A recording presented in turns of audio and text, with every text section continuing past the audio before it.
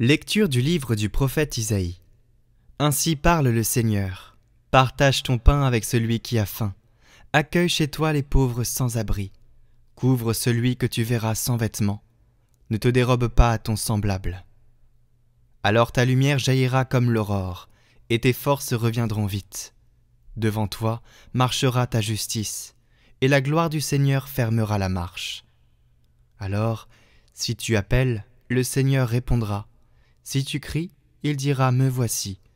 Si tu fais disparaître de chez toi le joug, le geste accusateur, la parole malfaisante, si tu donnes à celui qui a faim ce que toi tu désires, et si tu combles les désirs du malheureux, ta lumière se lèvera dans les ténèbres, et ton obscurité sera lumière de midi.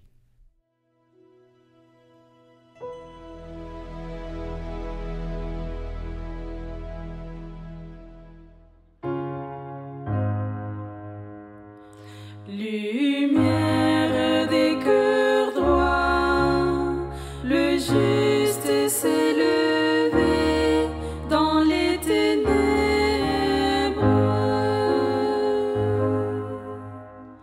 Lumière des cœurs droits, il s'est levé dans les ténèbres. L'homme de justice, de tendresse et de pitié. L'homme de bien à pitié. Partage, il mène ses affaires avec droiture. Lumière des cœurs droits, le juste s'est levé dans les ténèbres.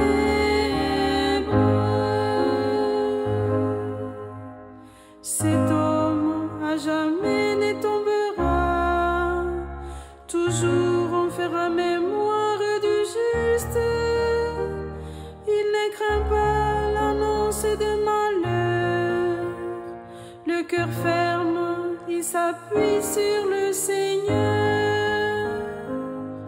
Lumière des cœurs droits, le juste s'est levé dans les ténèbres.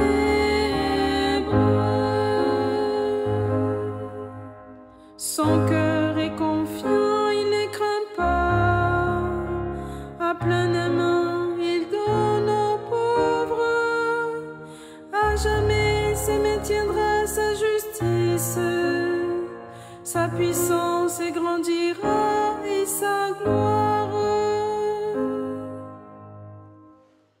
Lumière des cœurs droits, le juste s'est levé dans les ténèbres.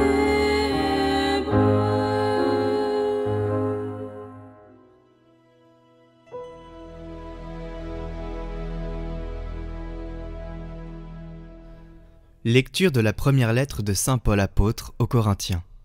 Frères, quand je suis venu chez vous, je ne suis pas venu vous annoncer le mystère de Dieu avec le prestige du langage ou de la sagesse.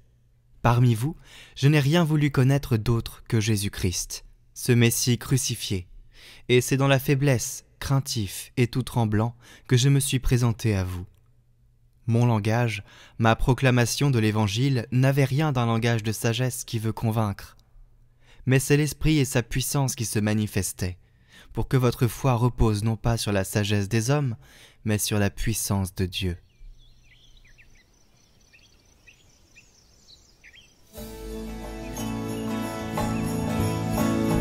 Alléluia, Alléluia, Alléluia.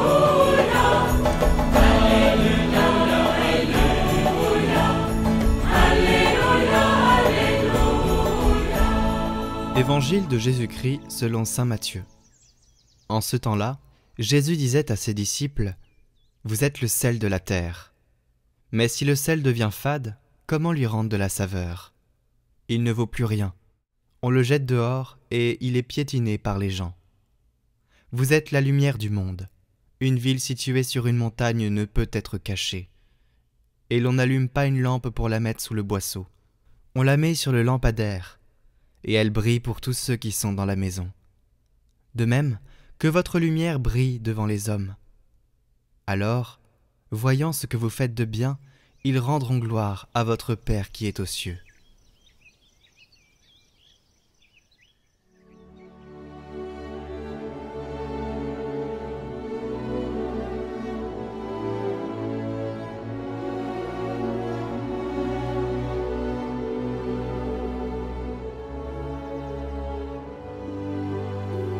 L'évangile de ce jour suit immédiatement dans l'évangile de saint Matthieu, les béatitudes que nous entendions dimanche dernier. C'est par ces mots que commence le ministère public de Jésus, son premier grand discours. Et ces paroles sont inouïes. Comment ose-t-il parler avec autant d'assurance des récompenses dans les cieux ? Et aussitôt après, il dit aux foules qui l'écoutent : « Vous êtes le sel de la terre, vous êtes la lumière du monde. » Tous ces braves gens de Galilée ont dû être stupéfaits. Quoi ? Nous ? Que peut-on faire pour la terre entière, le monde ? Qui est ce jeune homme qui nous parle et qui envisage, dès ses premières paroles, qu'elles auront un écho universel ? Jésus voit déjà prophétiquement que ces paroles toucheront les hommes en général, la terre entière, le monde.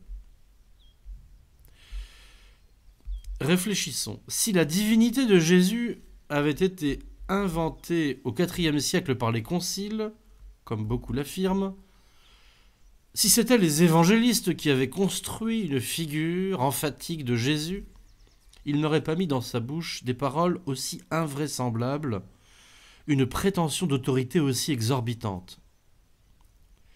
Il n'aurait jamais osé y aller aussi fort au risque de se discréditer. Nul n'a jamais prétendu connaître quelles seront les récompenses dans le royaume des cieux, ni appelé ses disciples à être la lumière du monde. Ou bien ce que Jésus de Nazareth a prétendu est légitime, et il est le Fils de Dieu venu du ciel, ayant pouvoir sur toute l'humanité, ou bien ce ne sont que des affabulations, et les évangiles n'auraient jamais traversé les siècles sans prendre une ride. Notre Seigneur Jésus-Christ nous appelle donc à être le sel de la terre et la lumière du monde. Les deux métaphores sont antinomiques et se complètent. Le sel s'incorpore aux aliments que l'on mange, et ce qu'on lui demande, c'est que sa saveur se fonde dans celle des aliments sur lesquels on le répand. Si la bonne dose de sel est mise, on ne se rend même pas compte de sa présence. Plus sa vertu reste cachée, plus le sel disparaît de l'attention, mieux il remplit son rôle. Il en va ainsi des disciples de Jésus dans la société. Leur témoignage est d'abord, Jésus commence par l'image du sel, celui des œuvres bonnes que produit normalement toute conscience droite. S'il n'y a pas comme fondement l'appartenance à l'humanité commune et la loi naturelle, la religion est un système religieux artificiel, déraciné de l'humus commun à tous. Et cela produit le plus souvent une perversion de la religion quand elle se croit autorisée à s'affranchir de la loi naturelle, du bon sens commun. L'aliment auquel le sel donne goût, c'est notre âme humaine, nos facultés, nos vertus naturelles. La foi doit s'y mêler, relever leurs capacités, les enrichir. La foi surnaturelle reçue au baptême est greffée sur notre âme et elle doit peu à peu tout pénétrer, assaisonner. Cela conditionne la crédibilité de notre témoignage, la vérité de ce que nous prêchons. Sinon, on se rend méprisable et pire encore, on rend méprisable la foi dont on prétend être un super témoin. Si le sel devient fade, il ne vaut plus rien, dit Jésus, on le jette dehors et il est piétiné par les gens. On doit être au moins aussi honnête, bon voisin, bon conjoint, bon parent que le lot commun.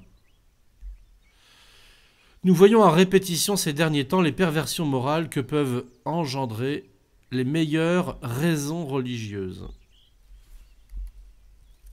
Notre foi religieuse doit être reliée à notre humanité commune, car notre Dieu, l'objet de notre religion, est aussi notre Créateur. La fracture entre loi naturelle et foi surnaturelle, c'est le sel qui ne s'incorpore pas dans les aliments.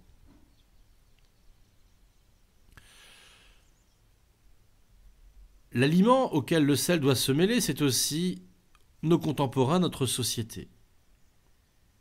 En ce sens, Isaïe nous propose aujourd'hui des exercices tout simples qui n'ont pas besoin d'afficher la couleur religieuse. Partage ton pain avec celui qui a faim, accueille chez toi les pauvres sans abri, couvre celui que tu verras sans vêtements, ne te dérobe pas à ton semblable. Regardons tous les autres autour de nous, chrétiens ou non, comme nos semblables. Vivons comme tels avec eux. Ne nous dérobons pas à eux, comme dit joliment Isaïe. Si tu fais disparaître de chez toi le joug, le geste accusateur, la parole malfaisante, si tu donnes à celui qui a faim ce que toi tu désires, si tu combles les désirs du malheureux, oui, nous sommes tous au même pain et peau. Mais il y a l'autre versant de notre condition de disciple que Jésus développe ensuite. Vous êtes la lumière du monde. On demande à la lumière dans une pièce ou dans une ville exactement le contraire de ce qu'on demande au sel dans la nourriture. Plus la lumière est élevée, plus elle ressort, plus elle est extérieure au lieu qu'elle éclaire, plus elle remplit sa fonction. En ce sens, notre parole doit savoir se faire prophétique, fendre le mur de la honte qui entoure le nom de Dieu dans notre société, passer outre les obstacles qui empêchent la lumière de briller. Si le mensonge a la majorité des voix, nous serons la voix de la vérité, seule contre tous. Je vous cite la mémorable homélie de Jean-Paul II à Washington en octobre 1979, qui eut un extraordinaire retentissement sur le combat pro-vie aux États-Unis. « We will stand up. Nous nous lèverons. » Je le cite. « Lorsque le caractère sacré de la vie avant la naissance sera attaqué, nous nous lèverons pour proclamer que personne n'a le droit de détruire la vie avant la naissance. Lorsque l'enfant sera considéré comme une charge ou comme un moyen de satisfaire un besoin émotionnel, nous nous lèverons pour rappeler que chaque enfant est un don unique et sans pareil de Dieu qui a droit à une famille unie dans l'amour. Lorsque l'institution du mariage sera abandonnée à l'égoïsme humain ou réduite à un accord temporaire et conditionnel qui peut être facilement rompu, nous nous lèverons pour affirmer l'indissolubilité du lien du mariage. Si nous nous pensons comme lumière du monde, ce n'est pas par sentiment de supériorité qui engendrerait en nous une attitude d'arrogance. Une des plus puissantes intelligences que la terre ait portée, un des plus grands convertisseurs d'âmes que l'Église ait connu, saint Paul, disait de lui-même « C'est dans la faiblesse, craintif et tout tremblant, que je me suis présenté à vous. Mon langage, ma proclamation de l'Évangile n'avait rien d'un langage de sagesse qui veut convaincre, mais c'est l'Esprit et sa puissance qui se manifestait. C'est en combinant l'image du sel et celle de la lumière que nous trouverons l'attitude juste pour notre témoignage chrétien. À chacun de réaliser sa propre synthèse, selon nos tempéraments, nos vocations singulières, nos états de vie, le moment de notre existence, le public dans lequel on se trouve, on pourra tendre davantage vers le sel ou vers la lumière. Il faudra toujours chercher à être sel avant d'être lumière. Plus nous voulons être lumière, porter témoignage explicite à Jésus-Christ, plus nous devons être sel, plus nous devons cultiver des vertus morales fortes. Jésus nous invite dans cet évangile à être attentifs à l'impact de notre action sur les autres. Serons-nous jetés dehors et piétinés par les gens, ou rendront-ils gloire à Dieu ? La capacité de nos auditeurs est à prendre en compte. Il y a une sensibilité à développer sur ce qui convient ou non à tel ou tel moment. Et puis l'expérience nous instruit. Nous pouvons ce dimanche nous examiner dans les deux directions. Est-ce que j'en fais trop ou trop peu ? Mes contemporains, collègues de travail, voisins, sont-ils mes semblables ? Ou est-ce que je me sens à part d'eux ? Ai-je tendance à donner des leçons aux autres à tout propos, me considérant apte à juger leurs convictions et actions ? Ou dans l'autre sens, suis-je trop timoré pour porter témoignage au nom de Jésus ? Ma crainte de parler de ma foi, de ma vie religieuse, des exigences qu'elle impose, n'est-elle pas davantage mue par le désir de ne pas nuire à ma position sociale, au confort de mes relations familiales et amicales, à ma bonne réputation, plutôt que par le bien des âmes et leur salut ? Jésus n'impose pas un comportement prédéfini au témoignage de ses disciples, il donne deux images, le sel et la lumière, et nous invite ainsi à chercher en nous-mêmes la solution, chacun pour soi-même. Demandons à l'Esprit Saint de nous suggérer ce qu'il convient de faire.